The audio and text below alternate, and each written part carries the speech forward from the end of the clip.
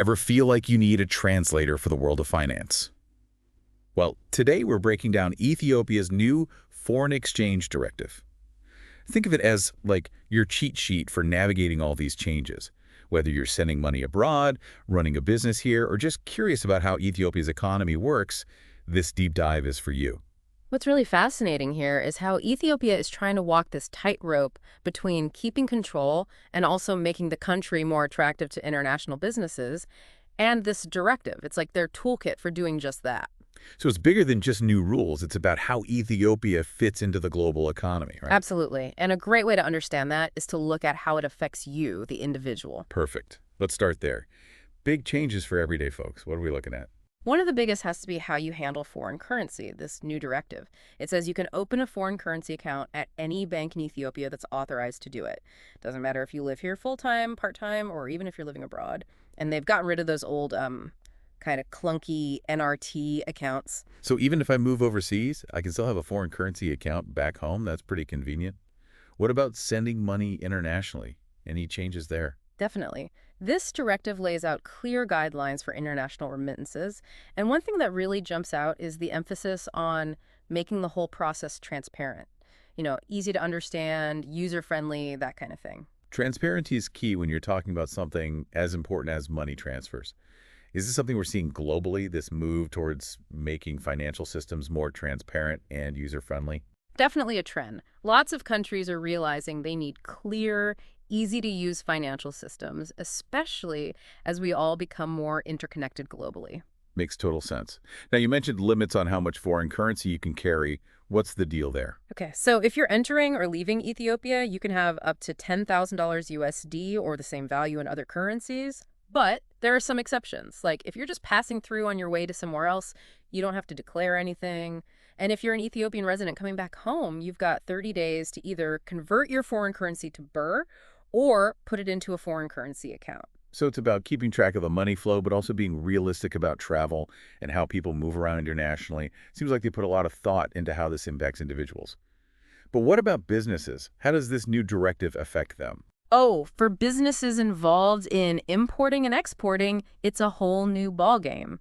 The directive gets really specific about the paperwork you need for import permits, different ways you can pay, even addresses unique situations like using those inland dry ports. So less bureaucracy for exporters. Exactly. The idea is to make international trade smoother. For imports, authorized banks can issue permits for goods of any value now. And the directive highlights all sorts of payment options, letters of credit, advance payments, you name it. It even acknowledges the whole e-commerce world, hinting at future guidelines specifically for online businesses, which is interesting. It's smart that they're recognizing how much business is moving online. That's Yeah. thinking ahead.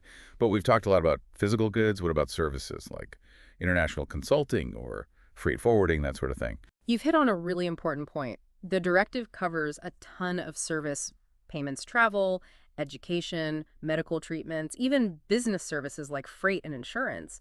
So whether it's a student paying tuition to a university overseas or a company settling an invoice for international shipping costs, these rules cover it. It sounds really comprehensive. But you mentioned something earlier about rules for bringing birr into Ethiopia. Why would there be limits on your own currency? It's all about keeping the financial situation stable and avoiding potential problems. The directive says that if you're entering Ethiopia, you can have up to 3,000 birr on you. Although there's a little travel quirk. If you're heading to Djibouti or another port city in a neighboring country, you're allowed up to 10,000 birr. So they're acknowledging that travel sometimes means carrying a bit more cash. It's amazing how specific these regulations get. Oh, it gets even more granular, trust me. The directive dives into some really specific cases for businesses, especially those exporting stuff. Take flour exporters, for example. Flour exporters, that seems oddly specific. It might sound that way, but flowers are a big deal for the Ethiopian economy. And this directive actually sets minimum selling prices for different categories of flowers, like based on where they were grown. It's about making sure pricing in the industry is fair.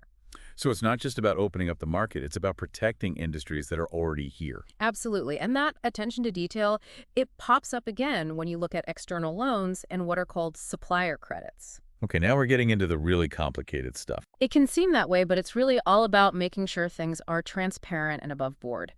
Basically, these new rules say you can't just make backroom deals when you're borrowing money from overseas. The directive says anyone who wants to get a foreign loan, they've got to talk to the National Bank of Ethiopia first. And in most cases, they'll need the bank's approval too. And this applies to any kind of loan, whether it's actual cash or even in kind. In kind. What does that even mean in this context? A loan in kind means you're getting something valuable instead of cash, like maybe it's equipment. Imagine a company importing machinery for a big construction project, and they're using this supplier credit arrangement. So they're getting the machinery itself as credit, not receiving actual money. Exactly. Now, under this new directive, that company has to go to a local authorized bank with a stack of paperwork. We're talking a draft of the loan agreement, details about the interest rates, how and when they're paying it back, everything. They even have to break down the total cost of the loan so there are no hidden surprises. No more sneaky fees hiding in the fine print then. Not if the National Bank of Ethiopia has anything to say about it. Transparency is key. Once the bank is satisfied, they give the green light. And here's the crucial part, they register the loan. Register every single loan. Why is that so important? It's all about accountability. See, by registering the loan, the National Bank of Ethiopia can keep track of where the money's coming from and where it's going. This helps them keep the entire foreign exchange market stable. Wow, it's pretty impressive. They really have thought of everything. They really have, but it doesn't end there. This directive also has big implications for certain types of projects. Ones that are considered super important for Ethiopia's growth, what they're calling strategic projects. Oh, again, now this is where things get interesting. What kind of projects are we talking about? Think big picture stuff, power generation, infrastructure development, large-scale mining operations with huge export potential, projects that need a ton of investment. And to encourage this, the directive introduces a new player, offshore accounts. Offshore accounts. Now that sounds intriguing. Tell me more. Okay, so basically, companies running these strategic projects, if they meet certain criteria, they can open these offshore accounts to manage all the money for their project. That includes money from investors and loans. This gives them more flexibility to handle things like paying off their debts, insurance premiums, even just their day-to-day expenses in foreign currency. So it's like a special economic fast track to attract those big investments. That's a great way to put it. But even with these special perks, remember, transparency is still crucial. The directive says companies using these offshore accounts, they have to give the National Bank of Ethiopia a heads up every year. They've got to tell them how much foreign exchange they expect to receive and spend. So it's not a free-for-all. They still got to keep the National Bank in the loop. Absolutely. Okay, switching gears just a bit here. This directive, it's not just about specific industries or projects. It also takes some big steps towards making Ethiopia's capital markets as a whole more accessible. One of the most fascinating parts of this is that they're opening the doors to what are called foreign portfolio flows. Portfolio flows. Okay, for those of us who don't speak fluent finance, what does that even mean? You got it. So portfolio flows, it's basically investments in things like stocks and bonds. Think of it as international investors buying a little piece of Ethiopian companies. Before this new directive, these markets were mostly limited to people investing from inside Ethiopia. So this is a pretty big deal then. It's a major move towards making Ethiopia's economy a bigger part of the global financial system. It's about attracting foreign investment for sure, but it also opens doors for Ethiopian companies to get more funding and grow. Sounds like a win-win. Yeah. But there's got to be risks that come with opening up these markets like this, right? Yeah. How does the directive deal with that? You're right. There are always risks. And the directive addresses this directly. It says these foreign investments, they'll be subject to regulations set by both the National Bank of Ethiopia and the Ethiopian Capital Markets Authority. So a careful approach to opening things up. What kind of regulations are we talking about here? The fine print is still being worked out, but the directive mentions a few key things that they'll be keeping a close eye on. Things like who can actually invest from overseas, how much of a company any single foreign investor can own, and even something called mandatory holding periods. Mandatory holding periods. What's that all about? Basically, it's to prevent investors from buying and selling too quickly. That kind of rapid trading can really destabilize a market. This way, it encourages investors to think long-term and protects Ethiopian companies from sudden changes in foreign investment. Makes sense. Trying to make things more stable and predictable for everyone, which is key for attracting sustainable investment. You got it. And this focus on stability, on not doing too much too fast, it's really clear in how the directive handles industrial parks too. Ah, yes. This is where we left off last time. We were Yeah. just getting into the differences between regular industrial parks and the ones they're calling special economic zones, the SEZs. You have a great memory. We talked about how businesses in those regular parks get some advantages, like being able to use foreign currency for transactions within the park itself. Right, and then we were about to dive into those SEZs and how they're treated a bit differently. Companies in those SEZs, they get a level of freedom when it comes to foreign exchange that you won't find anywhere else in Ethiopia. Okay, now I'm really curious. Break it down for me. What makes these SEZs so unique? Remember those retention accounts we talked about? How most businesses have to convert a chunk of their foreign earnings. Yes, it's all coming back to me now. Well, in the SEZs, they don't have to do that. Companies get to keep 100% of their foreign exchange earnings. Wow, that's a huge plus for businesses working in the global market. It is, and that's not all. They have a lot more flexibility when it comes to making payments and transfers to businesses overseas, too. The directive even says they can pay businesses within Ethiopia using foreign currency as long as the goods involved are ultimately headed for export. It's like they're creating a mini international trade zone within Ethiopia. That's a great way to put it. And this whole idea of a special zone, it extends to the financial side of things too. The directive even hints at plans to offer specialized banking and financial services in these SEZs, like services designed specifically for the businesses operating there. It's all very strategic. It's not just about having these zones, it's about creating a whole financial system within them. You're exactly right. It's a really ambitious plan for the future of Ethiopia's economy. This is all so incredibly insightful. Honestly, I feel like we're just scratching the surface of what this directive could mean for Ethiopia. Oh, we've covered a lot, but there are still so many fascinating details and potential outcomes to uncover. Let's pause here for a moment, listener. We'll be right back with the final part of our deep dive into Ethiopia's new foreign exchange directive, where we'll unpack those remaining details and talk about what this new landscape could mean for the future of Ethiopia. Welcome back, listener. We're still picking apart Ethiopia's new foreign exchange directive. Last time, we talked about how these changes impact everyday people and businesses, but there's still plenty to unpack. Oh, absolutely. We're just getting started. Remember those SEZs? The special economic zones, and all the advantages they offer businesses? Well, there are some really interesting regulations about how they're actually funded. That's a perfect place to pick up. So how does this new directive change how these SEZs get the money they need?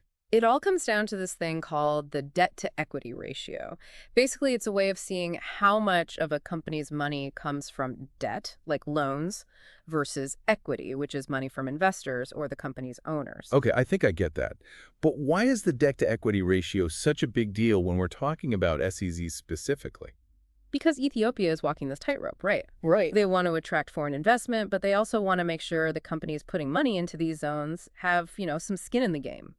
A high debt-to-equity ratio means a company is relying a lot on borrowed money, which can be risky. So how does the new directive handle that? What's the magic number? For companies in those strategic sectors, the ones that can use those offshore accounts we talked about, the directive sets a maximum debt-to-equity ratio of 80.20. So at least 20% of the project's financing has to come from equity. It's about encouraging investment without companies getting in over their heads with debt. That makes sense. But are there ever exceptions to this 80.20 rule? There's always some wiggle room in special cases. The National Bank of Ethiopia, their board can give special permission for higher debt-to-equity ratios, but it's decided on a case-by-case basis. So if a company can make a really strong case, they might be able to get more financing through debt. It sounds like a lot of careful thought goes into these decisions. It really does, and it's not just about managing risk, it's about ensuring stability. That's where another really interesting part of this directive comes in, the foreign currency convertibility guarantee. Okay, that sounds important. What is that exactly? Break it down for me. Okay, so imagine you're a company running one of those big important projects we were talking about. Maybe you need to make a payment in foreign currency, like to pay back a loan or settle up with your international suppliers. So you go to the bank to buy the foreign currency you need, but there's a problem: they don't have enough. Uh-oh. That sounds like a pretty big problem. What happens then? That's where this guarantee comes in. It's like a safety net. The foreign currency convertibility guarantee means those strategic projects will always be able to get the foreign currency they need, even if there's like a temporary shortage. It gives those companies a sense of security and shows that Ethiopia is serious about helping them succeed. That's a pretty strong signal to send to foreign investors, right? Yeah. They're really pulling out all the stops to support these key industries. Exactly. But remember, even with these special arrangements, transparency is still key.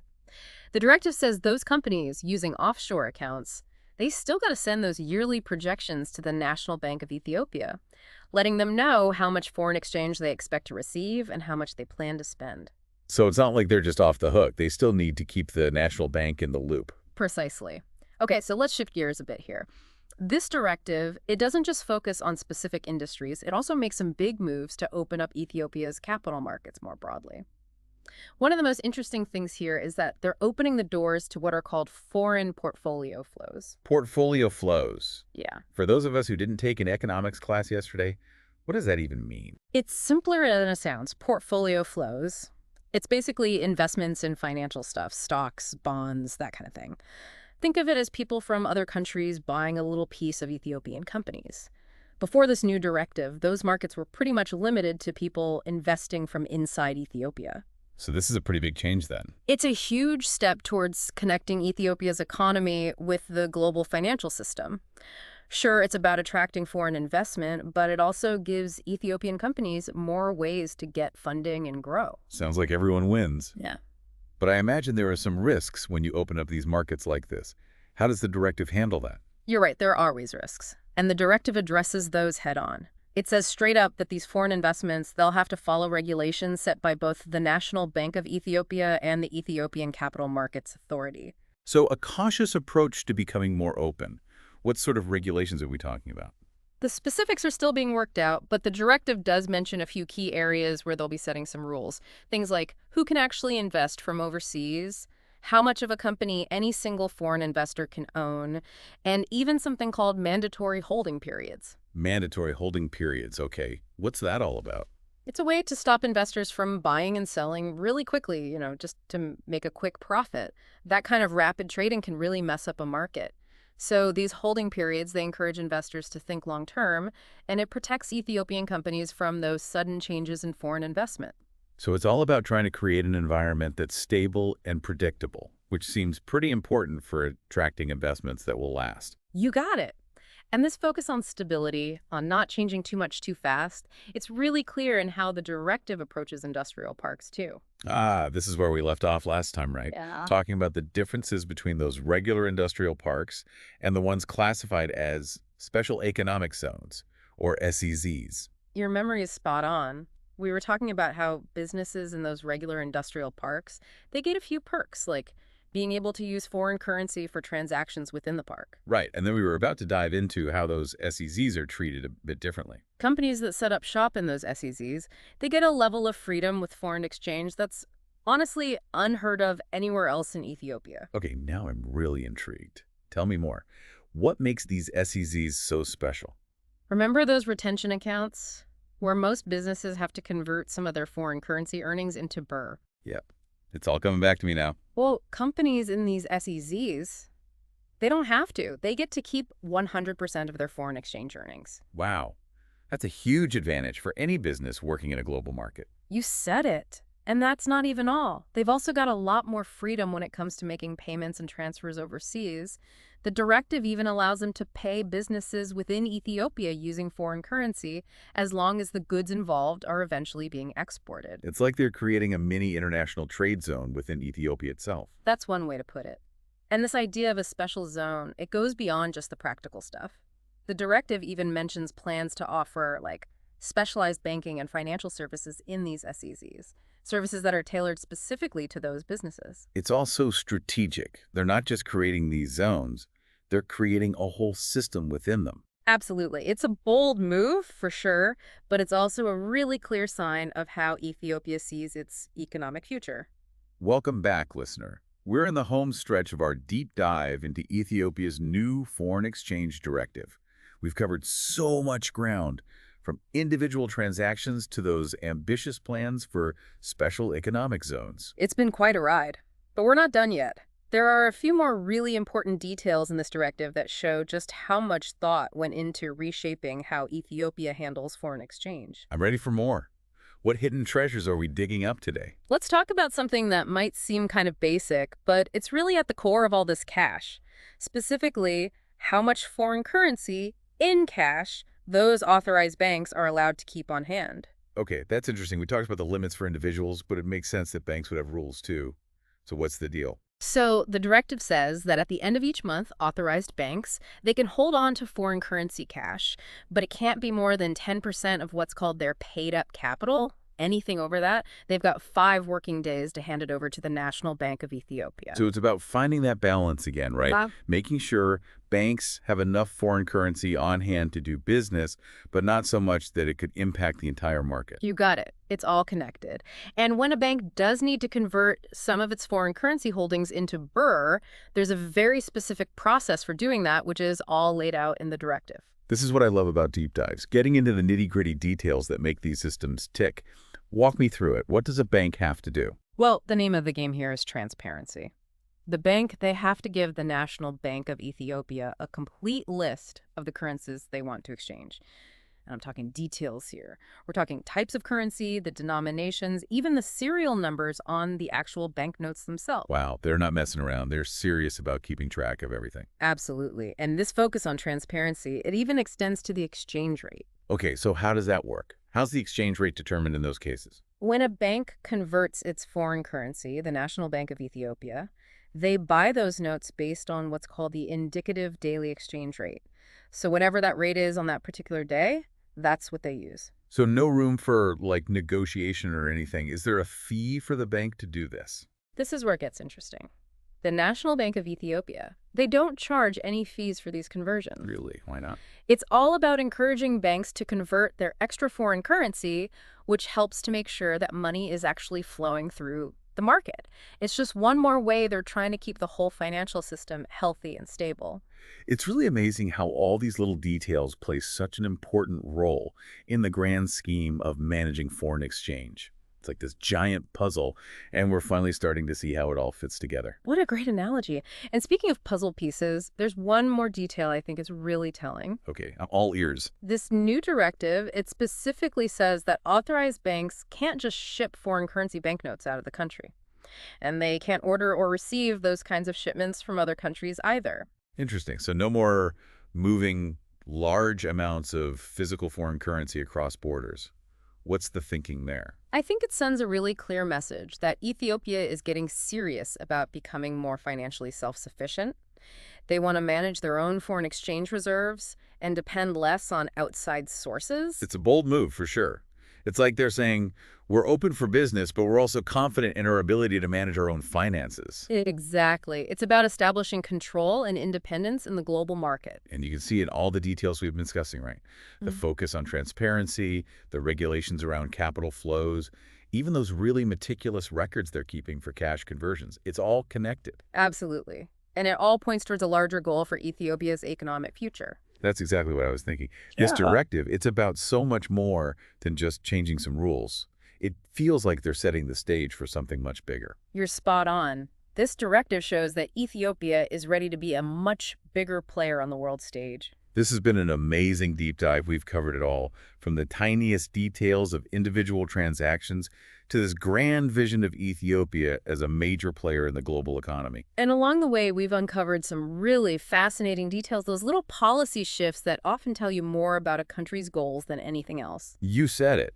We talked about how this directive wants to attract foreign investment, but also keep control, how it wants to protect Ethiopian industries, but also help new sectors grow, and how they're laying the foundation for a more open and globally connected financial system, but always with this emphasis on transparency and stability. It's a tough balancing act, no doubt about it, but Ethiopia seems determined to make it work.